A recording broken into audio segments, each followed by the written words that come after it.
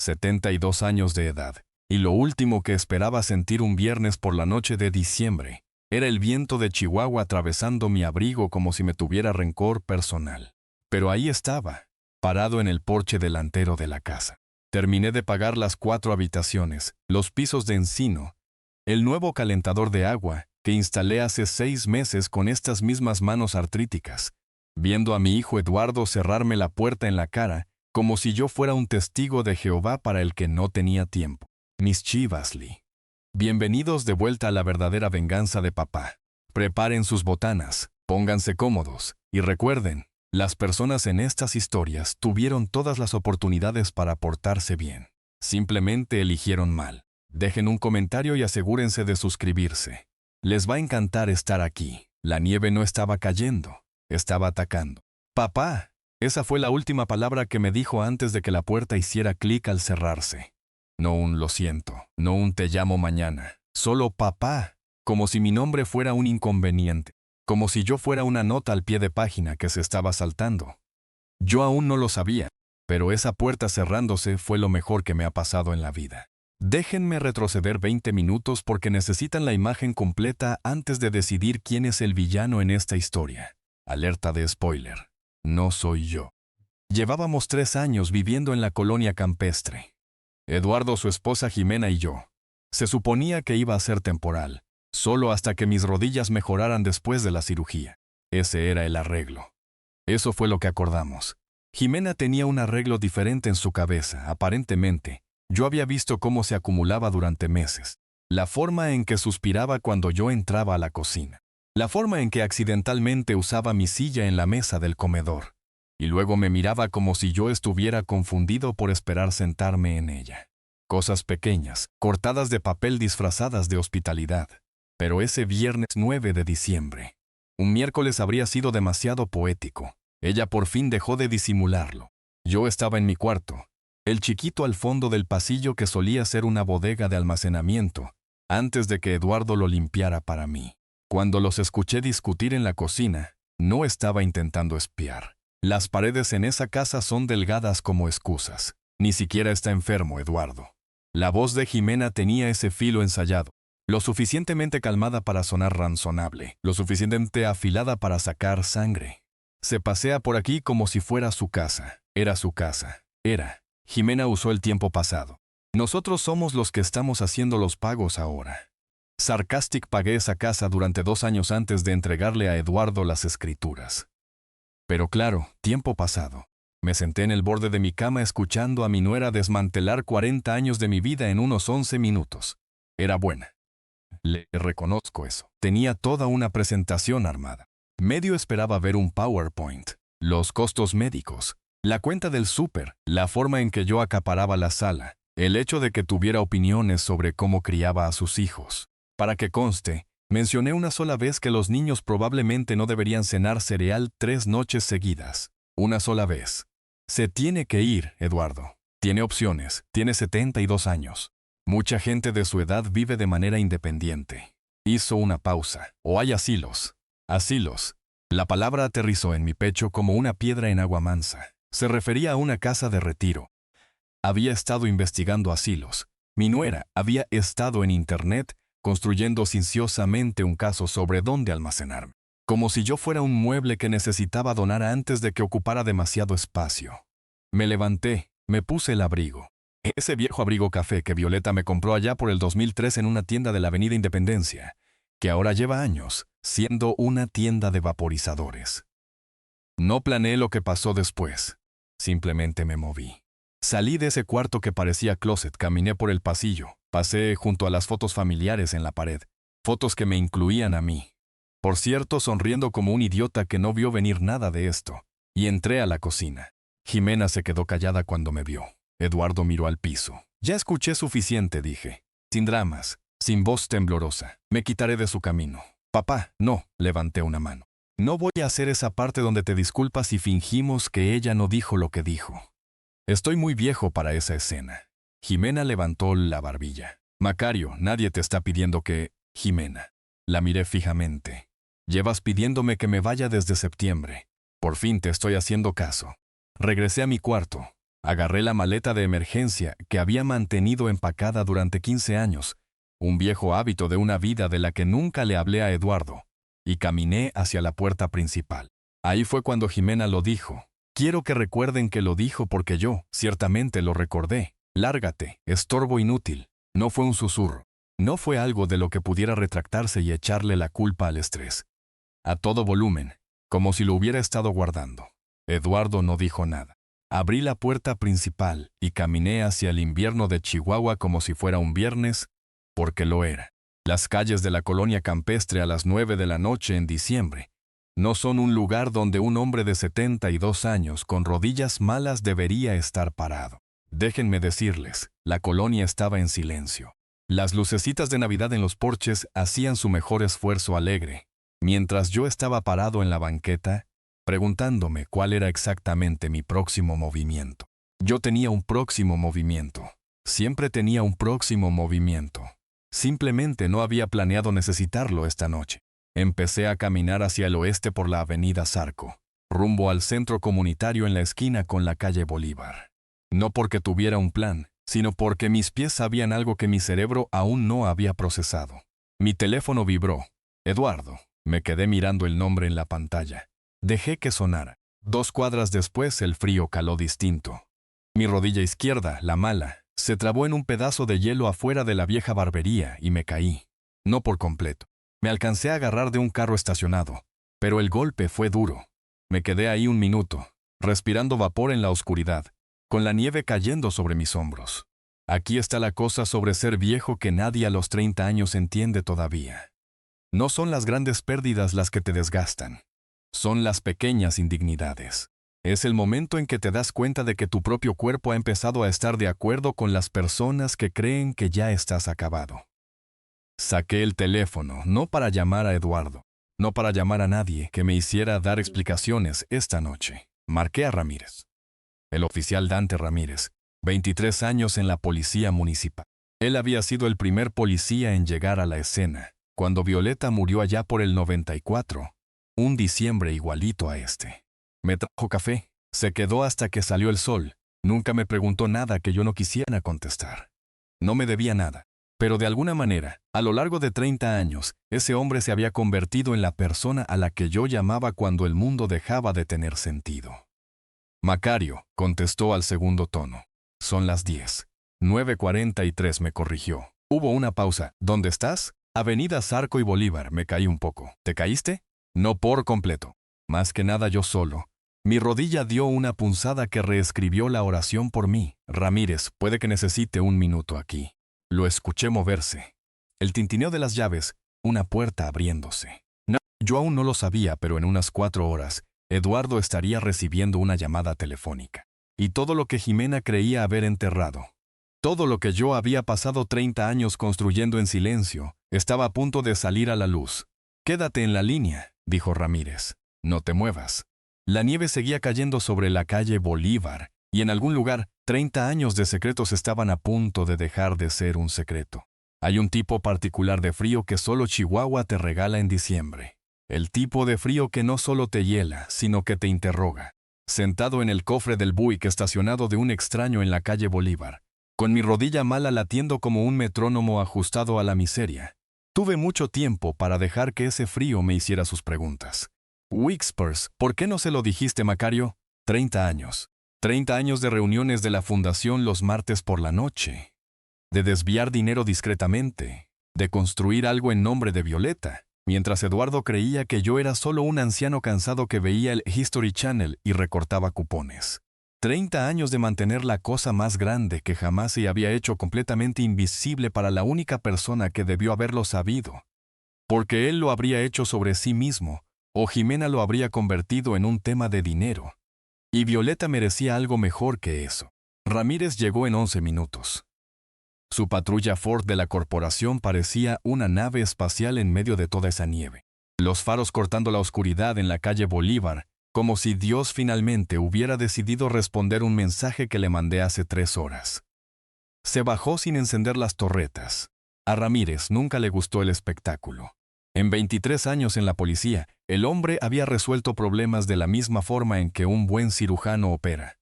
de manera silenciosa, precisa y sin público. Me miró sobre ese cofre del Buick y tuvo la audacia de casi sonreír. «Te ves terrible», dijo. «Me he visto peor, sí». Se acercó, evaluó mi rodilla con una mirada rápida, no la tocó. Me viene a la mente 1994. Eso caló hondo. Diciembre del 94. La noche que murió Violeta. Esa noche me veía considerablemente peor, sentado en el pasillo de un hospital en el centro, todavía con mi ropa de trabajo de la fábrica, incapaz de formar una oración que tuviera sentido. «¿Puedes caminar?», preguntó Ramírez. Caminé 2 cuadras en una tormenta de nieve con una rodilla mala y mi dignidad mayormente intacta. «Sí, puedo caminar. Mayormente intacta», repitió. «No te esfuerces de más». Me ayudó a subir al carro de todos modos, no porque lo necesitara. Bueno, no por completo, sino porque Ramírez era el tipo de hombre que entendía la diferencia entre ayudar a alguien y humillarlo. Me ayudó como un compañero, no como un enfermero. Mano en el codo, presión firme, sin comentarios. Me acomodé en el asiento del copiloto y él encendió la calefacción sin preguntar. Yo aún no lo sabía, pero a unos 3 kilómetros de donde estábamos sentados, algo ya estaba pasando en el centro comunitario campestre en la calle Bolívar, que haría que cada decisión que yo había tomado en silencio sintiera que se había estado preparando exactamente para este viernes por la noche. «¿Quieres decirme qué pasó?», dijo Ramírez, incorporándose a la avenida. «¿Fue Jimena?», asintió despacio. De la forma en que asiente un hombre cuando ha escuchado un nombre usado como diagnóstico antes. Por fin lo hizo, sin dudarlo, como si lo hubiera estado ensayando.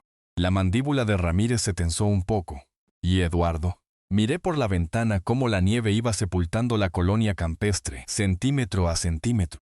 «Eduardo se quedó ahí parado», dije, como un hombre viendo un choque de autos que ya decidió que no es su problema. El silencio en ese carro tenía peso. «¿A dónde quieres ir, Macario?». Y aquí es donde debía haber dicho que a un hotel, o a la oficina de mi abogado en la avenida Universidad, o literalmente a cualquier lugar que no estuviera a punto de convertir mi vida secreta, callada y cuidadosamente construida, en un reportaje de las noticias de Chihuahua. «Solo maneja», dije. «Necesito 10 minutos para pensar». Ramírez manejó. Ese era uno de sus dones. El hombre podía estar presente sin ser ruidoso al respecto. Nos movimos por la colonia campestre. En la nieve. Pasamos la barbería. Pasamos la iglesia en la calle Escorza. Pasamos el lugarcito de comida oaxaqueña en la esquina, donde llevaba 12 años comiendo arroz todos los domingos. Y entonces Ramírez bajó la velocidad. «Macario, ya lo vi. El centro comunitario campestre. El que estaba en la esquina de Bolívar y Escorza. Aquel cuyo sistema de calefacción yo mismo financié en 2019. Porque los niños andaban con chamarra allá adentro. Estaba iluminado como si fuera domingo de Pascua. Había carros estacionados a ambos lados de la calle. Había gente parada afuera en la nieve. No un puñado de personas, cientos de personas. Abrigos, bufandas y velas protegidas contra el viento. Parados en el estacionamiento y desparramándose por la banqueta. Una multitud silenciosa en medio de una tormenta de nieve un viernes por la noche, que no tenía absolutamente ninguna razón para estar ahí. Me quedé mirando.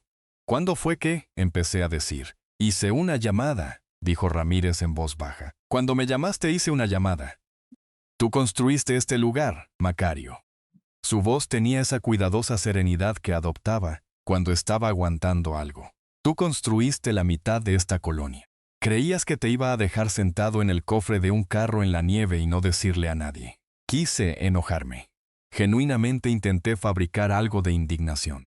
Pero la verdad era que, sentado en ese carro, calientito, viendo a cientos de personas paradas en el frío, sosteniendo velas por un hombre que creían que estaba en problemas, no pude encontrar ni una sola onza de enojo. «¿A quién llamaste?». «Al diácono Morales al principio. Luego se me salió de las manos». «¿Se te salió de las manos? Estas cosas pasan». Hizo una pausa. «Hay 2 camionetas de las noticias, Macario. Quiero que estés preparado». «Noticias». Me volteé a verlo. «Ramírez, traigo un abrigo de hace 30 años». «Es un buen abrigo», admití. Violeta lo escogió, ese nombre. Siempre le hacía algo al aire cuando lo decía en voz alta. Ramírez lo sabía, dejó que se asentara. «¿Saben lo de la fundación?», pregunté. La colonia siempre ha sabido lo de la fundación, Macario. Todos lo sabían menos Eduardo. Esa verdad se asentó en mi pecho como un carbón caliente. Todos lo sabían menos Eduardo. Yo había pasado 3 décadas protegiendo un secreto de mi propio hijo, mientras todo un código postal lo guardaba en silencio por mí. Meterme ahí dentro costó trabajo. Ramírez quería llamar a los paramédicos. Mi rodilla se había hinchado tanto que caminar era una negociación, pero le hice una seña de que no. No había ninguna versión de este momento que me incluyera siendo metido en una camilla. No esta noche. Caminé despacio, con Ramírez a mi lado izquierdo y mi viejo abrigo café haciendo lo mejor que podía. El salón se quedó en silencio cuando se abrió la puerta. No el tipo de silencio incómodo, el otro tipo. El tipo de silencio que adquiere una habitación cuando ha estado aguantando la respiración y algo finalmente le da permiso de exhalar. Reconocí rostros de inmediato. Lupita, del programa extracurricular de la calle del trabajo. El viejo don Fernando, que dirigía el círculo de lectura los jueves por la noche.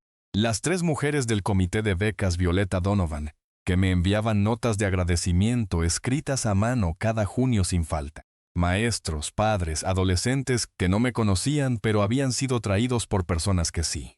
Y entonces alguien empezó a aplaudir. No voy a fingir que manejé eso con dignidad. Tengo 72 años.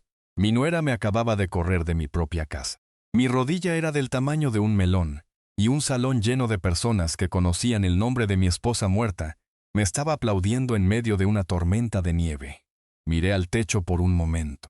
Un viejo truco para evitar que las cosas se desborden. Está bien, dije lo suficientemente alto para que me escucharan.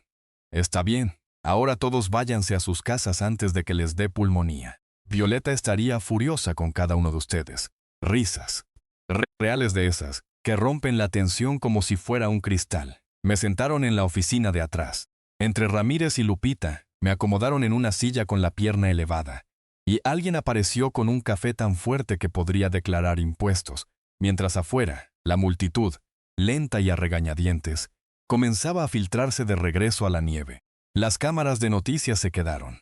Yo aún no lo sabía, pero a 20 kilómetros desde ahí, al otro lado de la ciudad en una casa de la calle Sicómoro en la colonia campestre, una televisión estaba encendida y una mujer llamada Jimena estaba viendo el noticiero de las 11 con la expresión específica de una persona cuya realidad, cuidadosamente construida, está empezando a agrietarse. Ramírez volvió a entrar a la oficina y cerró la puerta. Tenía el teléfono en la mano. Ya viene en camino, dijo. Levanté las vistas. ¿Llamaste? Llamé a Eduardo. Exhalé despacio por la nariz. ¿Qué le dijiste exactamente? Le dije que encontraron a su padre semi-inconsciente en la nieve en la calle Bolívar y que tenía que venir al centro comunitario de inmediato. Ramírez hizo una pausa. Puede que haya omitido varios otros detalles. Varios. La mayoría. Miré mi café. Un buen hombre, Ramírez, genuinamente un buen hombre. ¿Cuánto tardará? Pregunté. 20 minutos. Tal vez 15 si se pasa los semáforos. 15 si entró en pánico.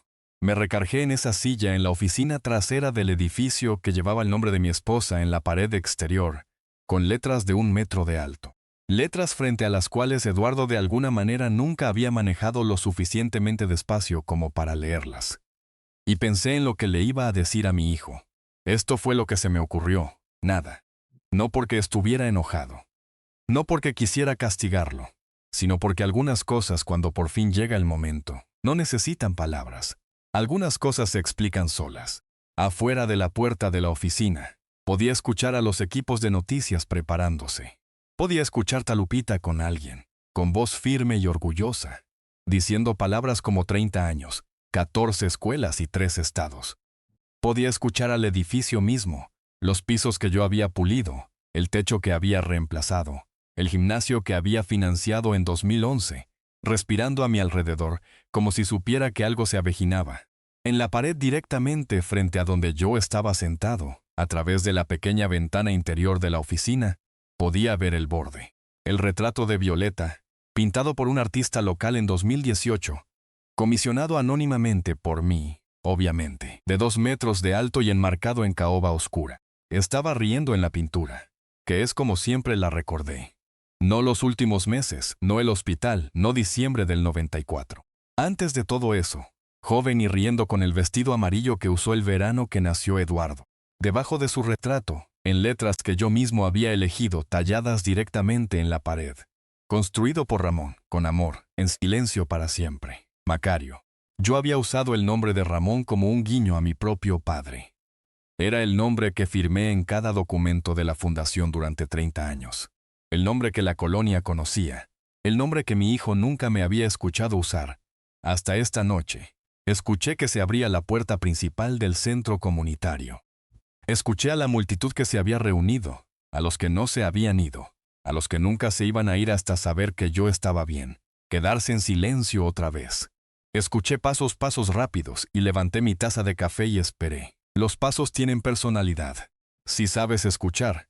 Esta solía decir que podía adivinar mi estado de ánimo por cómo caminaba por el pasillo, si estaba cansado, o preocupado, o intentando fingir que no era ninguna de las dos cosas. 30 años después, parado en esa oficina con una rodilla mala y una taza de café que se había entibiado, escuché los pasos de mi hijo cruzando el piso del centro comunitario, y supe exactamente cómo sonaban. Pánico, no dolor, no culpa, pánico. Los pasos de un hombre al que le habían dicho que su padre fue encontrado semi-inconsciente en una tormenta de nieve. Y se había pasado todo el camino, calculando lo que eso significaba para él. Yo conocía a mi hijo. Yo había criado a mi hijo. Conocía la diferencia entre su caminar preocupado y su caminar asustado. Y lo que estaba a punto de entrar por esa puerta no estaba preocupado. Estaba asustado de las consecuencias. No me moví. Solo me quedé ahí sentado con mi café tibio y esperé a que el hombre que crié caminara hacia la verdad que yo había construido. La puerta de la oficina se abrió de golpe. Eduardo llenó el marco. Eso lo sacó de mí. Los hombros anchos, la forma en que abarca la entrada. Y por exactamente 3 segundos, me miró con la expresión de un hombre que había estado preparando un discurso durante todo el trayecto. Luego sus ojos pasaron de mí, a través de la ventana interior, hacia el retrato. El discurso se evaporó. Lo vi suceder en tiempo real. Vi cómo las palabras se le escurrían del cuerpo. Vi su rostro hacer eso que hacen los rostros cuando el mundo se reorganiza sin pedir permiso. Abrió la boca. No salió nada. Su mano seguía en el marco de la puerta, como si la necesitara para mantenerse de pie. Papá, le salió mal. Delgado, como una pregunta que no sabía qué estaba preguntando. Eduardo. Mantuve mi voz nivelada. De la misma forma en que nivelas una mesa cuando una pata es más corta. Un ajuste constante y silencioso. Siéntate antes de que te caigas. No se sentó. Entró a la oficina despacio, como si el piso pudiera ceder. Sus ojos volviendo a la ventana, volviendo al retrato de Violeta, volviendo a mí. El vestido. Las letras talladas en la pared debajo de ella. Construido por Ramón, con amor, en silencio para salir. Esa es. Papá. Esa es. Se apretó los dedos contra la boca por un segundo. ¿Cuánto tiempo lleva en esa pared? Desde 2018. Parpadeó. 2018. Octubre. Lo revelaron en su cumpleaños. Una bonita ceremonia. Buen clima para ser octubre. El parpadeo continuó. Podía verlo haciendo matemáticas que no estaba preparado para hacer. Tú la pusiste ahí. Yo financié el retrato. Sí. Tú lo financiaste. Se detuvo de nuevo. Empezó de nuevo. Papá, ¿qué es este lugar? Y ahí estaba.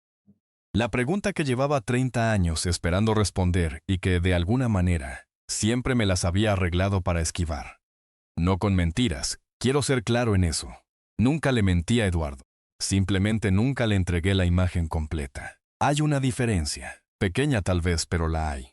Dejé mi café en el escritorio a mi lado. Entrelacé las manos. Siéntate, Eduardo. Esta vez se sentó en la silla frente a mí. La que Lupita usaba durante las reuniones de presupuesto de la fundación.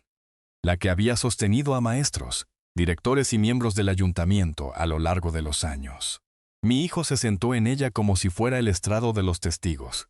La Fundación Comunitaria Violeta Donovan, dije, constituida en diciembre de 1995, un año después de que tu madre murió. No dijo nada. 14 escuelas financiadas en Chihuahua, Sonora y Durango. Programas extracurriculares en 6 códigos postales de la ciudad.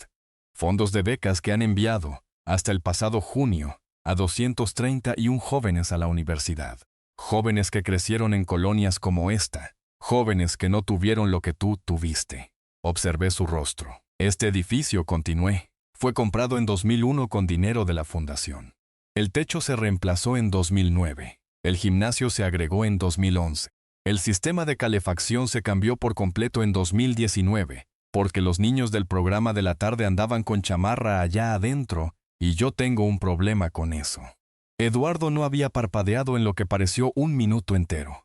El nombre en los documentos de la fundación, dije, es Ramón, el nombre de mi padre.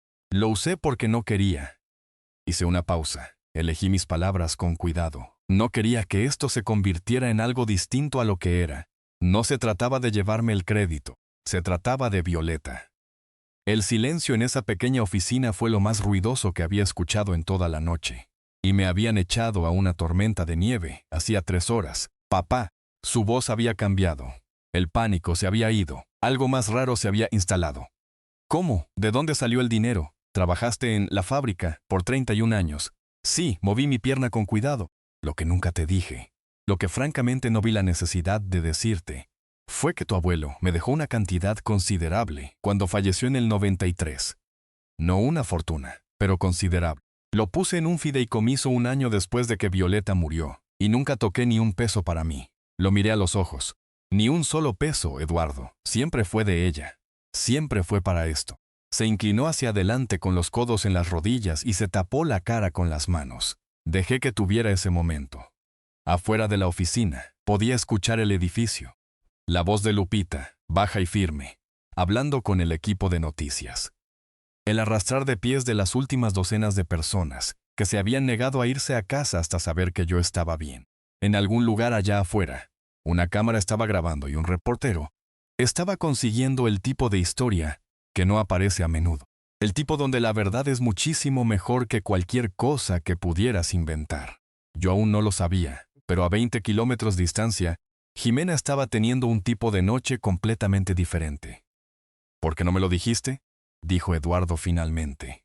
Levantó la vista. Tenía los ojos rojos. Yo creía que solo veías el History Channel y recortabas cupones. Hizo una mueca de dolor. Porque se lo habrías dicho a Jimena, dije de manera simple y directa. De la forma en que dices las cosas cuando eres demasiado viejo, tienes demasiado frío y estás demasiado cansado para tomar la ruta panorámica. Y Jimena lo habría convertido en una conversación sobre bienes, herencias y lo que se le debe a quién. Y esto, hice un gesto hacia la ventana, hacia el retrato de Violeta, hacia todo eso. Esto nunca se trató de bienes, hijo. Se trató de la mujer que te hizo posible. Se trató de hacerle justicia cuando ya no podía hacer nada más. Su mandíbula se tensó. Ella merecía un monumento, dije en voz baja. Yo le construí uno. Solo lo construí donde la gente realmente pudiera usarlo. Eduardo se puso de pie, lentamente. Caminó hacia la ventana interior y se quedó ahí mirando el retrato de su madre. El vestido amarillo, la risa. Esa risa que solía llenar nuestra casa en la calle Sicómoro, como si fuera el clima mismo. Y vi a mi hijo ver a su madre por primera vez de la misma forma en que yo siempre la había visto. No como un recuerdo, sino como un legado. Sus hombros temblaron una vez. Me dio la espalda, lo cual respeté. A los hombres de su generación no les encantaba ser vistos desmoronándose. Yo entendía eso. Lo había criado con algunos de mis peores hábitos. Ella habría odiado esto, dijo con voz áspera. El retrato, todo el alboroto. Se habría sentido mortificada. Luego habría llorado por esto en privado y nunca lo habría admitido. Hizo un sonido, mitad risa, mitad otra cosa que no le escuchaba desde que tenía unos 9 años. Y en ese sonido, escuché a mi hijo, no al esposo de Jimena, no al hombre que se había quedado callado en la cocina mientras subastaban mi dignidad. A mi hijo, el niño que solía quedarse dormido en el regazo de Violeta durante las tormentas eléctricas, y a la mañana siguiente fingía que no lo había hecho. Se dio la vuelta. Papá, lo que Jimena dijo esta noche. No voy a tener esa conversación esta noche. Esta noche, estoy sentado aquí con una rodilla mala y un café tibio, y con la firme intención de aceptar exactamente una sola disculpa, que será la tuya. Y luego iré a dormir a algún lugar calientito. Asintió despacio. Perdóname, sin preámbulos, sin justificaciones. Perdóname por dejar que dijera eso. Siento no debí haberlo hecho. Dejé que eso reposara exactamente el tiempo que necesitaba. ¿Ramírez conoce algún lugar donde pueda quedarme esta noche?, pregunté. ¿Te quedarás con...? No me voy a quedar en la casa, Eduardo. Asimiló eso. Claro. Sacó su teléfono y su cara volvió a cambiar. de la manera en que cambia cuando alguien revisa una pantalla y encuentra algo para lo que no estaba preparado. Me enseñó el teléfono. 17 llamadas perdidas. La mamá de Jimena, la hermana de Jimena. 3 números que no reconoció. Y hasta arriba, un mensaje de texto de la mismísima Jimena que decía, y cito textualmente porque le pedí que me lo leyera 2 veces para asegurarme de haber escuchado bien. Están diciendo en las noticias que él construyó todo el centro comunitario. Están diciendo que ha estado financiando escuelas durante 30 años. Eduardo, mi mamá me acaba de llamar. Mi hermana me acaba de llamar. Por favor, dime que esto no es lo que parece. Deadpan, no dije nada. Esta era la parte donde se suponía que debía sentir algo triunfante, alguna ráfaga caliente de vindicación.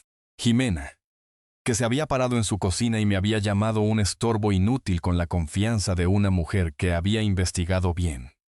Ahora estaba viendo las noticias de las 11 para descubrir exactamente qué tan equivocada estaba su investigación. Lo que en realidad sentí fue cansancio y vejez, y un poco de tristeza de que hubiera hecho falta una tormenta de nieve para que mi hijo me viera con claridad. Pero debajo de todo eso, silencioso, cálido y terco como la mismísima Violeta, había algo que se sentía mucho como la paz. «Ven aquí», le dije a Eduardo. Se acercó y se paró junto a mi silla. Levanté la mano y se la puse en el brazo, como solía hacerlo cuando era chiquito, y necesitaba que le recordaran que el mundo no se estaba acabando. «A tu madre le habría encantado en lo que se convirtió este lugar», dije. «Y te habría amado de todos modos. Siempre lo hizo. Aunque esta noche lo hiciste más difícil de lo necesario». Le di una palmadita en el brazo. «Ella te habría amado de todos modos». Puso su mano sobre la mía y no dijo nada. Bien. Algunas cosas no necesitan palabras. Eso, lo había aprendido de pasar 30 años haciendo lo más importante de mi vida en absoluto silencio. Ramírez apareció en el marco de la puerta un momento después, leyendo la habitación de la forma en que solo un veterano de 23 años en la policía puede hacerlo. Un solo vistazo, evaluación total, sin preguntas innecesarias. «Hay una reportera que quisiera hablar contigo», me dijo. «Dile que me dé 5 minutos. Es reportero. Dile que me dé 5 minutos». Ramírez asintió y dejó la puerta medio cerrada tras de sí. Miré a Eduardo. Él me miró a mí. Afuera, a través de los altos ventanales delanteros del centro comunitario, la nieve seguía cayendo sobre la colonia campestre, sobre la calle Bolívar y la Escorza, sobre la avenida Zarco, sobre el porche de la casa que yo había pagado, que había cedido y de la que me habían corrido, todo en una misma vida. Cayendo sobre 14 escuelas en 3 estados donde los niños dormían esta noche sin saber mi nombre, pero viviendo dentro de algo que yo había construido. Sobre un retrato de una mujer con vestido amarillo riendo para siempre. «Violeta». Levanté mi café tibio y me lo terminé. Luego bajé la taza y miré a mi hijo. «¿Hay algo más?», dije. «Vuelve a sentarte». Eduardo se sentó. Metí la mano en mi maleta de emergencia, la que había empacado hacía 15 años exactamente para este tipo de situación, y puse un sobre manila en el escritorio entre nosotros, grueso, amarrado con una liga, con la dirección de mi abogado en la esquina. «¿Qué es eso?», preguntó Eduardo. «Es mi testamento actualizado, firmado y archivado hace 3 semanas». Observé su rostro. «La casa en la calle Sicómoro, la que yo pagué, de la que te entregué las escrituras, la he vuelto a poner a nombre de la fundación. Se convertirá en vivienda de transición para las familias del programa de la tarde». El color desapareció de su rostro. «Papá, Jimena dijo que era un estorbo», dije. «Me estoy asegurando de que se convierta en uno. Para 30 familias que realmente lo necesitan». Ambos nos quedamos mirando el sobre. Jimena otra vez. A estas alturas ya habría visto las noticias. A estas alturas, su madre, su hermana, cada vecino en esa calle también lo habría visto. La mujer que me llamó un estorbo inútil estaba viendo Clearthroat, el noticiero de las 11, descubriendo que su estorbo inútil había financiado en silencio a media ciudad, mientras ella estaba ocupada buscando asilos. Esperaba que lo estuviera viendo en la televisión de la sala, mi sala, la que ella decía que yo acaparaba. «La casa, Eduardo». Dejé que la frase cayera. «Tiene 60 días para desalojar. Eso está en el papeleo. Mi abogado lo envió esta tarde». Eduardo se me quedó viendo por un largo momento. Parecía un hombre parado en una casa que acababa de desplazarse 15 centímetros hacia la izquierda. Todo le resultaba familiar, pero nada estaba donde lo dejó. «¿Y qué hay de mí?», preguntó en voz baja. Miré a mi hijo, a mi muchacho, el que había llevado sobre mis hombros y al que le había enseñado a andar en bicicleta en estas mismas calles de la colonia campestre que ahora estaban enterradas en la nieve. El mismo que se había quedado callado en una cocina mientras una mujer llamaba a su padre un estorbo inútil. Tú, le dije, tienes una decisión que tomar y tienes unos 60 días para tomarla. Me puse de pie lentamente. Mi rodilla mala protestó cada centímetro y no me importó. Afuera de la puerta de la oficina, podía escuchar al reportero preguntándole a Lupita cuánto tiempo había operado la fundación. Pude escuchar su respuesta, 30 años, y el silencio que siguió. El silencio particular de alguien que está revisando todo lo que creía entender sobre una historia. Yo entendía ese silencio. Yo había sido la historia que todos habían estado revisando durante toda la noche. Ramírez apareció en el marco de la puerta de nuevo. Leyó la habitación. Miró el sobre en el escritorio. Miró a Eduardo, me miró a mí. ¿Listo?, me preguntó. 1 minuto. Me volví hacia Eduardo. No se había movido. El sobre descansaba entre nosotros como un veredicto. No soy un estorbo. Nunca lo fui. Y la próxima persona que construya una vida sobre mis cimientos mientras me llama inútil, levanté mi maleta, va a descubrir cuánto vale realmente esta familia. Y no le quedará nada de eso a ellos. Pasé por su lado. Crucé la puerta y salí al centro comunitario. El reportero estaba esperando cerca de la entrada principal. Joven serio. La cámara detrás de él seguía grabando. Lupita estaba a un lado con el orgullo silencioso de una mujer que ha conocido un secreto durante 30 años y por fin se le permite dejar de guardarlo. Me acerqué, con mi rodilla mala, mi viejo abrigo café y los 30 años de silencio caminando conmigo, y me paré frente a esa cámara. En algún lugar al otro lado de la ciudad, en una televisión dentro de una sala que solía ser mía, una mujer llamada Jimena estaba a punto de ver cómo el noticiero de las 11 presentaba el estorbo inútil que acababa de echar a una tormenta de nieve. Esperaba que estuviera sentada en mi silla. «Señor Donovan», dijo el reportero, «¿puede hablarnos sobre la fundación?» Miré directo a la cámara. 72 años, una rodilla mala, un viejo abrigo café que Violeta me compró en 2003. Ni un solo peso de mi propio dinero gastado en nada de esto, porque cada peso siempre fue de ella. Es una historia de amor, dije. Lleva 30 años. Empezó la noche que murió mi esposa y todavía no ha terminado. Detrás de mí, a través de la puerta de la oficina que había dejado abierta, escuché un sonido. Eduardo estaba llorando, no de una forma pulcra, de la forma en que llora un hombre cuando finalmente entiende el tamaño de lo que casi pierde. Bien, que llore. Algunas lecciones tienen que costar algo antes de que se te queden grabadas. Violeta habría estado de acuerdo conmigo. Siempre lo estaba. Al final, la nieve seguía cayendo sobre la colonia campestre. La cámara seguía grabando. Y en algún lugar, bajo un retrato riendo de 2 metros de altura y 30 años de silencio, una mujer con vestido amarillo finalmente fue, de manera total e irreversible, reconocida. Eso era suficiente. Eso era más que suficiente.